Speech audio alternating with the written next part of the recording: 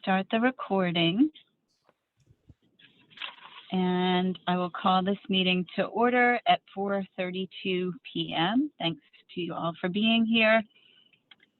The first item on the agenda is to accept the agenda. So I'll entertain a motion to accept that agenda. We're still on special meetings, so we can't modify. So moved. Thanks, Barbara. A second? I Second. second. All in favor, please raise your hand. Aye. And any opposed? And seeing none, that motion carries. The next item on the agenda is to approve the minutes from our recent meetings. We have two sets of minutes. The first is from January 21st. That was the meeting that we held on a Friday, if you recall. Did everyone have a chance to review the minutes, and are any amendments needed? So I will entertain a motion to approve those minutes. I'll Second. second. All right, so we've got Joe and then Glenn. All in favor, please raise your hand. Aye. And any opposed? Seeing none, that motion carries. And the next set of minutes is from our meeting last week, which was January 26th. Has everyone had a chance to review those minutes? And if so, are there any amendments necessary? And if not, I'll entertain a motion to approve those minutes.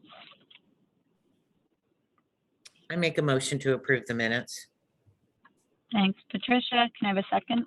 I'll second. All in favor, please raise your hand. Aye. Are there any opposed?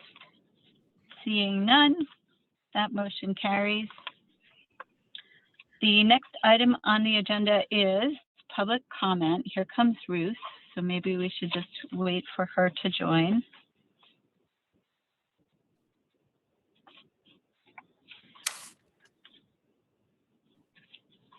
Hi, Ruth. Hi, Connie. Hi, We Ruth. just How are made you? it through the minutes. So we're on public comment. Okay, Which is we're just the item 4. grandchildren here. Come here, you say hi. Nope. We want a grandchildren cameo. Come on. Come here. Okay. All right, maybe later. So there is one member of the public here, John Grant. John, do you have any comment to make at this time?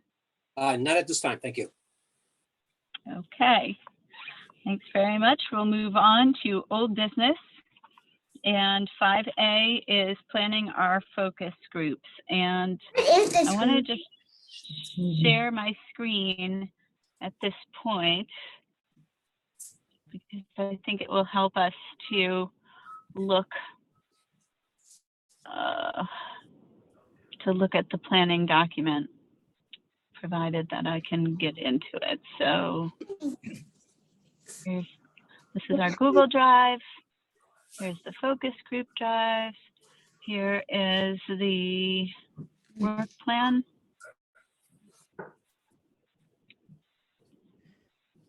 And so, we are set. Looks like we're moving forward with March 12th, which is great. And that feels like a comfortable time within which to, oh, hi. That looks like a comfortable time within which to accomplish, filling out our focus groups. We have 4 happening on the 12th, which is Saturday, 2 at a time, and 2 hopefully on Tuesday, March 15th. So some of the updates are, I did hear from 4 of the people who originally expressed an interest in participating. 3 of them can do it, 1 can't. I sent you her comments earlier today. So we have 3. None of these people are parents of kids in the school system currently. I know that at least one of them is a parent, but the person who identified as a parent of KCS students is the one that can't participate, Sarah. So we have 3. We're looking to get more. And I don't know if anyone has gotten any leads on seniors or on newcomers to town. Joe, were you gonna reach out to the seniors, and has that come through at all? No, not really. Here's what, what's, just a minute. Here's what's, going on with that is that, I was given, a few names to contact. One was at Templeton Farms, and, a person named, Ruth Woodward. Anyhow, I was not able to reach her. You know, I phoned her, but left a message, and I didn't get a response. And the second person was an administrator that I sent an email to, and I haven't gotten a response from them either. So I'm wondering if, you know, if the facilities there are, you know, are not occupied, and if that's the case, you know, you can't reach anybody there. Because I honestly don't know. Maybe if I contacted, you know, town hall, they may have a better picture of what's going No, on. I would suggest you call Catherine Backrack, because she asked me about the seniors and she could help you out. Okay, I know you mentioned it, Yeah. Ruth, but She asked me just the other day of what about seniors, and oh, so. I she will. would- Yeah, very happy to help you out. I will. You know, in fact, I'll do that. I'll do that maybe tomorrow. Okay. Okay, And great.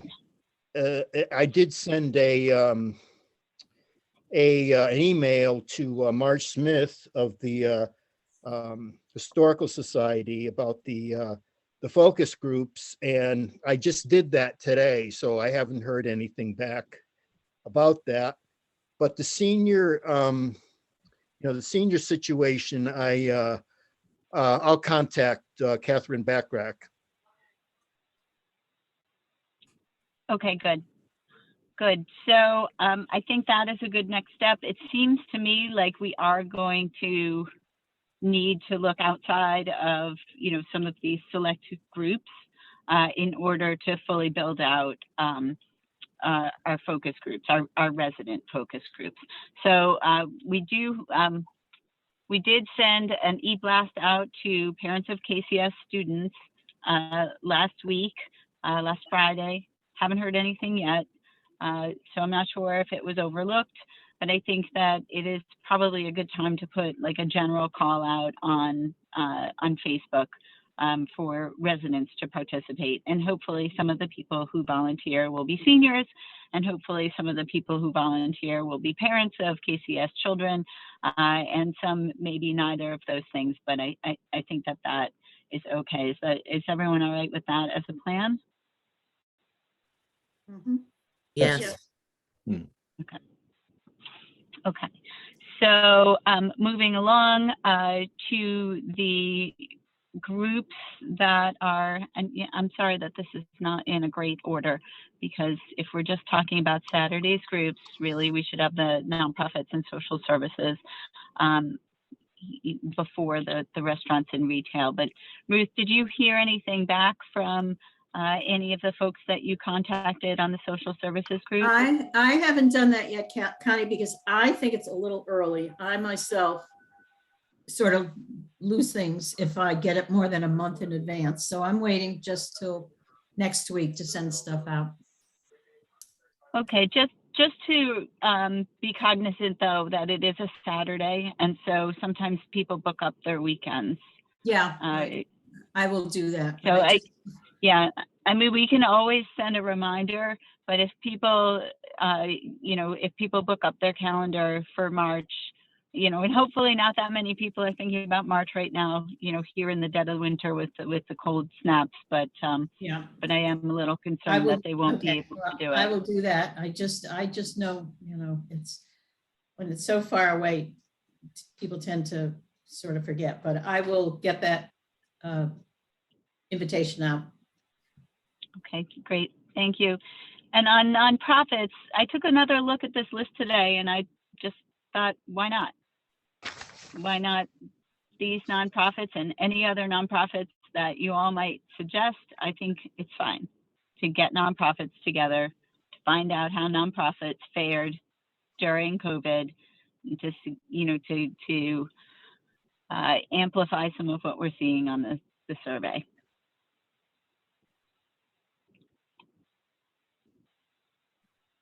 And I know that, I had the note from the fact that the libraries already provided us with a letter.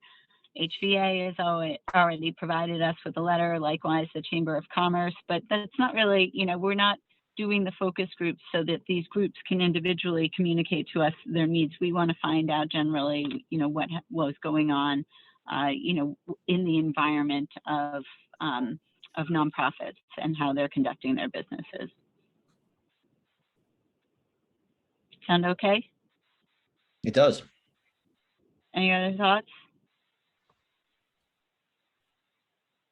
Any other nonprofits that are just, somebody thinking of immediately? I mean, I would say, please do come in and add on to this list if you think of others. But is there anything that just jumps out that I've, somebody that I've left off?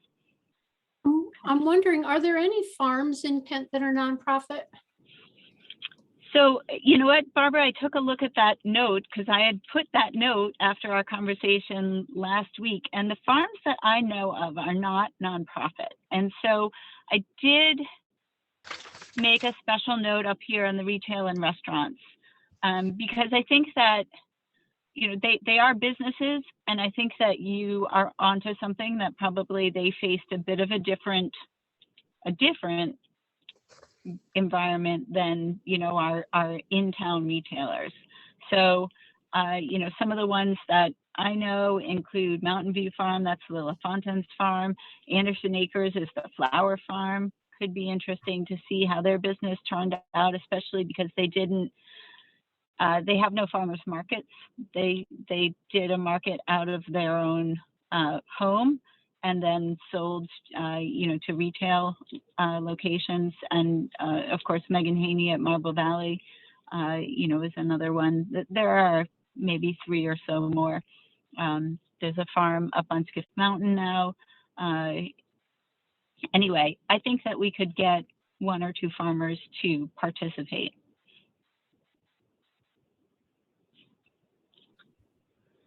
And I am awaiting the work that the chamber hopefully will be able to do for us. They quite agreeally took up the charge of putting a call out to their membership for interest in this focus group, and then helping, to winnow down the applicant pool for us. So when I talked with Dave Schreiber, he said, I'm not really sure if, we'll get like a groundswell of interest. Quite possibly what will happen is we'll end up with exactly the right amount that you need. But if we get, 20 people volunteering for 10 slots, we will come to some kind of an agreement about who should do it and who should not.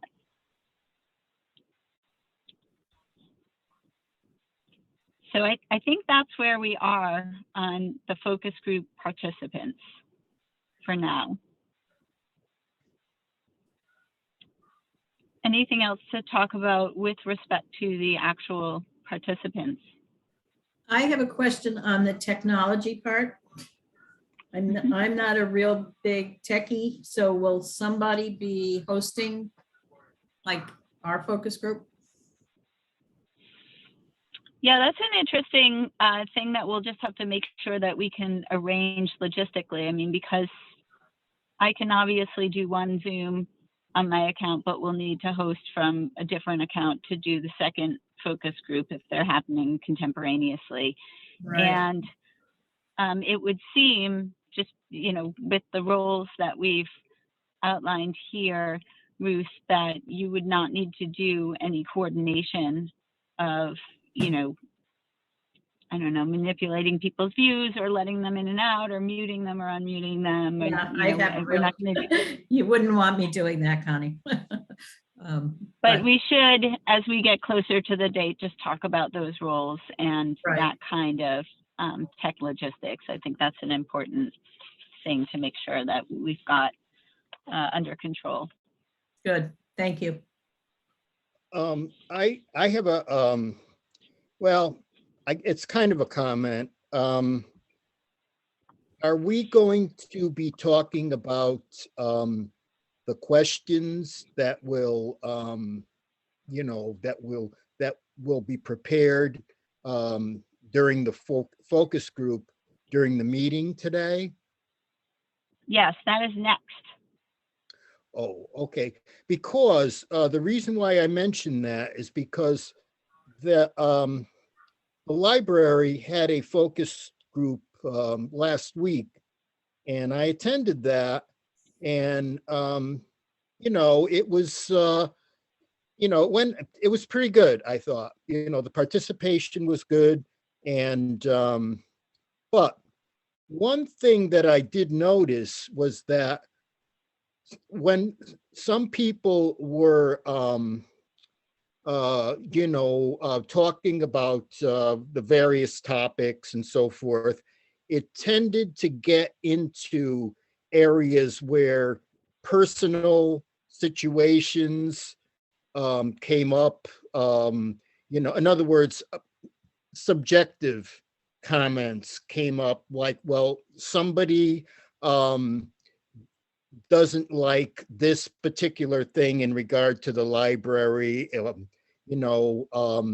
because they found, we'll say, the furniture uncomfortable, or the stairs were too steep for the we'll say a stroller to.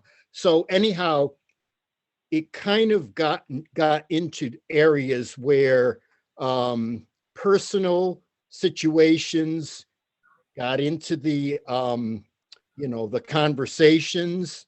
So the reason why I mention this is that in order to keep things, we'll say, like on track, how can you prevent something like this from happening? Or do you think it's a good thing?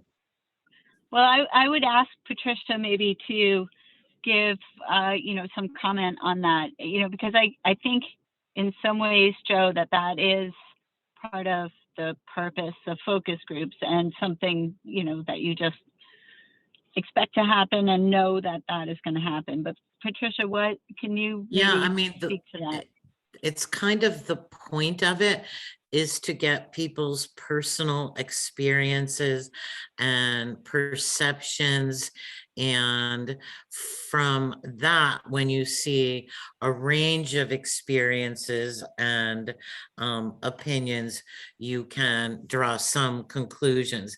But you kind of want people to open up and tell you their personal experiences of COVID and how it impacted their lives, their finances, their ability to provide their children with access to all the education and extracurricular activities. So you want subjective personal feedback.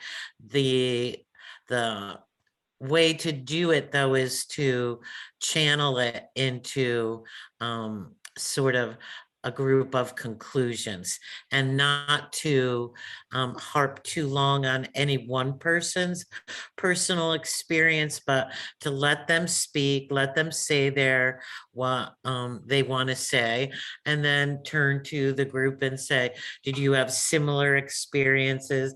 If so, explain, or if not, how was your different?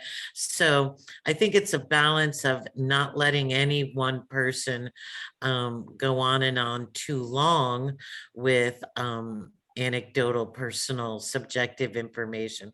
But the goal of it is actually to get their personal, subjective feelings. So it's a balancing act. Does that make sense? Yeah, it does. Because I'm thinking in terms of like the time limits and so forth. So if one person kind of gets into, we'll say, the weeds and so forth of, you know, of like Yeah, then it's the you understand what I- facilitator's job to sort of to make that person feel that their conversation was valuable, but let's see what other people feel. Or so it's all in the facilitation of it, that everyone gets a fair chance to speak and no one dominates the conversation with their own personal stories. But we told them what we want to hear is their stories. That's what the postcard said. We want to hear your COVID stories. So to a degree, we will hear them. And they're Yeah. personal. Yeah, I mean, I understand everybody wants to be heard. They want, they want their voices to be heard and so forth. But, there's there's a fine line where, it's, you Yeah, understand. where it can get very non-productive at a certain point. That's the facilitator's job, is to see that that doesn't happen. So, in far as how the questions are structured, can that be something like that be prevented in that sense? Well, so let's take a look a little bit, because I started to build out what could be a template agenda based on Patricia's original notes that kind of said, because you really want to hear from people and you want to give everyone a chance to talk, you really only have time to do 2, maybe 3 questions.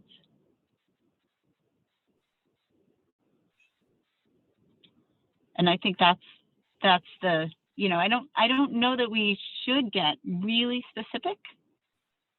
I think that we can give a little bit of a reflection, and that was why, we might want to say, we heard this in the survey, or, one of the comments that people made in the survey was X, how does that resonate with your experience? What was it like for you?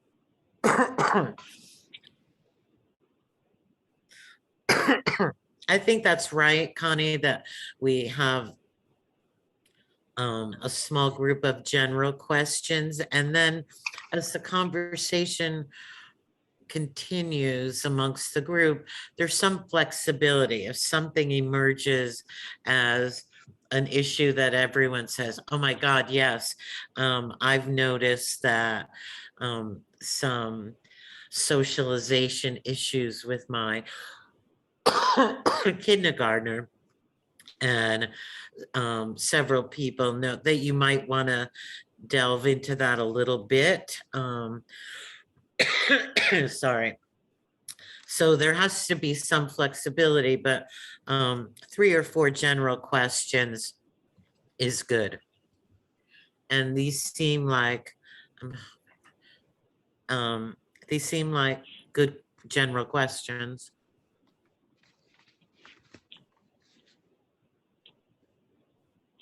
Anyone else?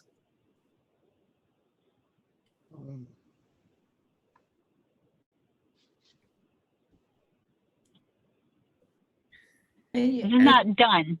This is just the start, by the way. Yeah. So like the XXX, you know, we have time to develop this, but that would be the next step, to look at the survey and see what would we want to hear from this particular group, or if And you there's never something. know how Okay. things are gonna, something can just happen, you know, serendipitously, and then it just, the focus takes a whole different turn. So it's really, I mean, you have to structure it somewhat, but then you have to be flexible as well. Yes, exactly. Because you have to be responsive to the group. It's not a, you know, it's not a survey, it's a conversation, and that can take twists and turns. And you just have Exactly. to corral the conversation into a productive conclusion. But it is a conversation, and therefore it can go different ways.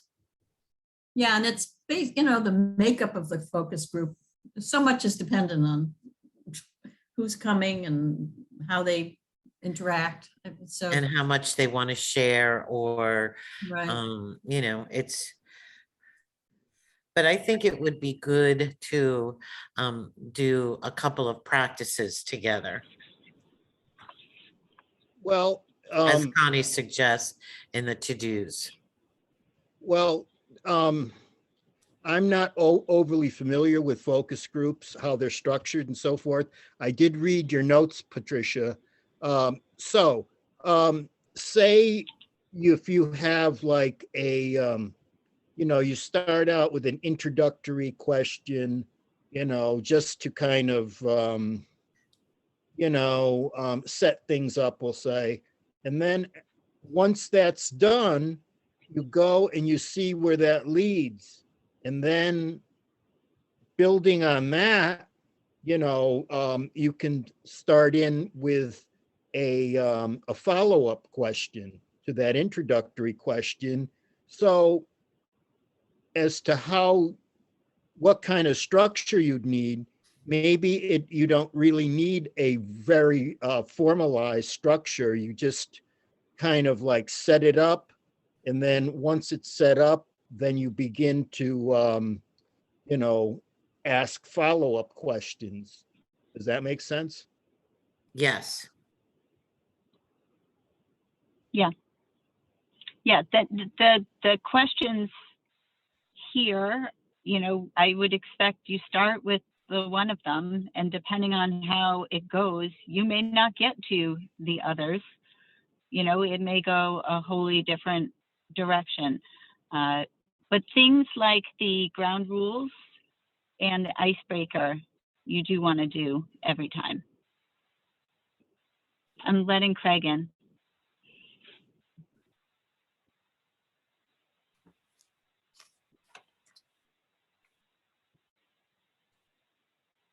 Hi, Craig. Hi, sorry, I got busy doing something else, but I'd really like to know. We are down at 5A in the agenda, talking about the focus groups, nearing the end, I think, of what we need to do today. Okay, So, you know, just, I guess, back to the group, do we feel like this is enough for now to have? Do you want to think and continue to noodle it? I think the main thing, again, is making sure that there will be people to do the focus groups. And I guess, Craig, I want to back up a little bit then. Were you successful in outreaching to the schools? Did you talk to any new residents coming to town that might be able to participate in a focus group? so I have a meeting set up. I'm going to the Kent Center School February 16th PTO meeting. And so, yeah, I need to work quickly to come up with the correct questions. So I'll take a look at what you guys have been working on here. Yeah, good. So that's actually the next item on the agenda. So are we all good with moving on from focus groups? Yeah. Yes. Yes. I'm going to stop sharing just so we can see each other all better. But the next item on the agenda really was these kind of outreach and one-on-one meetings. And I know that Patricia, you did your meeting with the I IGA. did, yeah. I had a meeting with Gary and his sister, and it was a good conversation. I found out a lot about how COVID affected them, how it affected their employees, and their views of how they think ARPA money could be helpful to the community. And it was a good conversation. I think it was excellent that we reached out to them specifically because they were such a supporting force in the community throughout especially during lockdown. And I think they appreciated it. So as soon as I can, hopefully this week, I'll write up a little report on our conversation and put it in the Google Drive and send copies. But it was fruitful. Great. And then Glenn, I think you were going to do the same for the private schools, you know, and if you could write that up, you know, just the same way as Patricia I will do would that. be great. Yeah, Marvelwood, I've had 2 or 3 conversations with Marvelwood. They're easy. They're right here. Kent School, we were going to try to connect early this week. We couldn't last week. I was hoping to speak with someone today. Didn't happen, but I'm going to continue to talk to them. I'll probably get to them this week. No one from South Kent has called me back, so I'm going to continue there too. But I will write something for the next meeting, certainly about Marvelwood, and we'll go from there. That's great. And I wonder, though, if the two of you, Patricia and Glenn, could maybe share some of the questions that you asked or the direction or the way you approached this to help Barbara as she prepares to go to the fire department meeting and Craig as he prepares to meet with the PTO. Sure, I can add that to the write-up. Me too. Yep. Okay, if you don't want to discuss it now, which we could. Well, don't you have a hockey game to go to? I do, but it only just started. I would be pleased to put it in the write-up. Okay. Glenn, you too. I mean, Barbara, your meeting's not till oh yeah, I think your meeting's on the 7th though, because I think we need to do that today. I'm sorry. We should at least discuss what you will do at the fire department meeting today. So in general, I was going to basically take your template and just modify it a little bit. I don't think the icebreaker thing is going to be necessary at the fire department. They all know each other very well. So I was going to just give them a very 2-sentence overview of ARPA, a 2-sentence overview of our committee, maybe a little bit of feedback from what we've learned from the survey, and then ask the president and of the fire department and the ambulance to make some general comments about their observations of how this has affected their department as a whole. And then go from there and try to ask some of the individual members to comment on that type of thing. And see how like you were saying, it's really just a conversation and you kind of have to chase it around wherever it's going. And then I don't want to take up a lot of their time. 15-20 minutes, I think would probably be enough time to get a lot of information out of them. And then just try to do a little bit of a wrap up and say, you know, based on your observations as you carried out your duties during this COVID pandemic, how do you think the ARPA funding can be helpful to the community, and just see what kind of feedback we get? I mean, that was essentially exactly what I did with IGA. It was, how did COVID affect your business financially, from a human resource point of view, from an operational point of view? And we talked about those three basic issues: economic, human resource, and operations. And then lastly, how would, if you were making the decision on how to disperse ARPA funds, what do you think you would do to support the community? And that was the four essential conversation points with Gary. I would say, Now it's oh, go ahead. good. Obviously, it's going to be different for the schools. It's, it's apples and oranges. Probably Glenn is more relevant for that. Yeah. I mean, what I heard from the CFO at Marvelwood was yes, the pandemic affected us in very big ways, and but the way that this school would like ARPA to help is to keep our kids safe, kind of in the streets of Kent, kind of as they walk around, kind of when they're here. I think people felt that there was little that ARPA funds could do for us here, but outside, as our kids walk around the streets of Kent, if ARPA funds were appropriate for that, that would be better suited. So that was the only suggestion. And the CFO here would like to hear from the other two schools to see what they think. And hopefully that'll happen soon. I'm wondering, Glenn, did you get any feedback about like mental health needs? I think that for, our survey really didn't touch that very well. We were focused on financial impacts from increased expenses or lost income. And we did hear in the comments about people worrying about increased mental health type needs. And Patricia brought up, socialization. And as a parent myself, I still don't have my mind fully wrapped around what our kids went through. And that's just kids. Adults the same. But I'm wondering if you got any feedback like that, or if you had ways of asking those questions.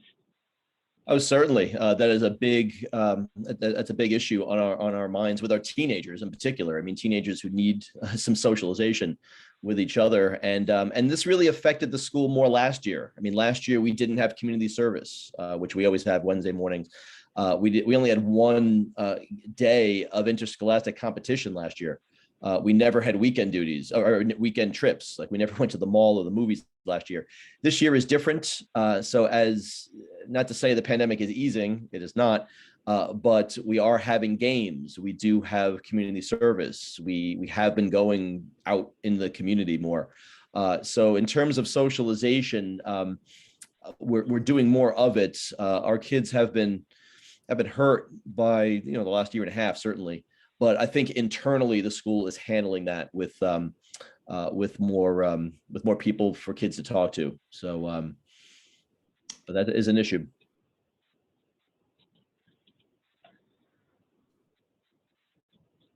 Okay. Craig, questions that you have, anything occurring to you as you're hearing that you'd like to pick Glenn or Patricia's brain on? Yeah, no, I was planning to try to ask open-ended questions to allow them to just kind of talk and not really direct them with my questions. So I really wasn't thinking about mental health needs, so I'll build that in there. And I would like to get a sense of what the school, I know the school has already told us they've gotten certain funds and help from the state already, and just basically try to understand what that is and then what's missing.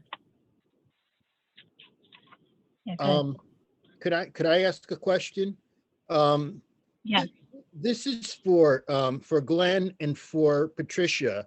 And what I'm wondering, well, when they were being interviewed, when the people at IGA and Marvelwood were being interviewed, was there any specific one thing, well, not just one, but any specific thing that that was mentioned when you were talking to them as to how the pandemic affected them, and something that they that was something extra that needed to be done because of the pandemic? And for example, with the IGA having to put in the partition, having to spend money on partitions for and all that kind of stuff, social distancing and that. Was anything specific mentioned? Joe, do you mind if we wait until we have the notes written up so that Sure. they, Yeah. you know, I mean, I don't want to stop Patricia or Glenn, either of you, from talking, but it does seem to me that you'll be compiling that information. Sure. Sure. Yeah, so if we do our notes, Glenn and I, sometime between now and next Wednesday, it can be a discussion point next Wednesday, Joe, if that's okay with you. Yeah, no, that makes sense. That makes sense. Absolutely.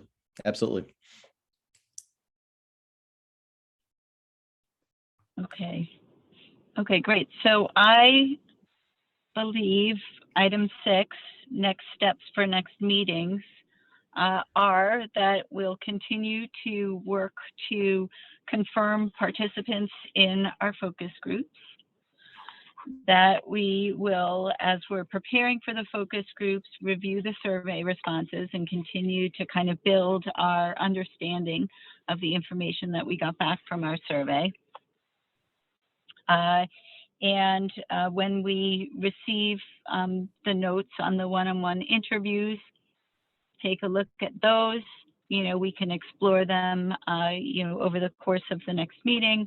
And, you know, to the extent that Barbara has a report back after going to the fire department meeting, and that Craig does, you know, eventually after the PTO meeting, that we will, you know, huddle up on what happened during those meetings. Actually, I did one. So Barbara, maybe you know how to do this, but trying to track down new residents other than voter registration, do you have any, how can the town kind of direct me towards new residents? Okay. You go to, the community fund does, when it does its fundraising letter each year, goes to the assessor and gets the list of all the new property transfers. So I can just ask the tax assessor for a list of our property. Or even the town clerk, maybe. I'm not, town hall should be able to help you. Okay. That gives you, you know, all the people who have moved in the last, That's however. right. I mean, you may that. find that that's not going to be an email. It's going to be a mailing address. And it doesn't necessarily mean that that property owner is living here. So those are two possible drawbacks that you might want to contend with. But if you recognize any names, you could reach out to those people. And they may you know, help you with personally. town hall may, you know, they can tell you some people who, yes, they've moved here and no, they haven't, but it's a start. Okay, great.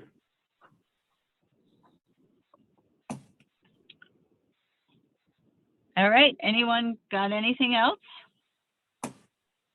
No. Anyone upset about a short meeting today? No. No. No. All right. Well, then I will let you all go. We will adjourn this meeting at, if I can see, 5:16 p.m. Thank you very much for your participation, and I will see you next Wednesday. Thank you, everyone. Thank Have a you. good evening.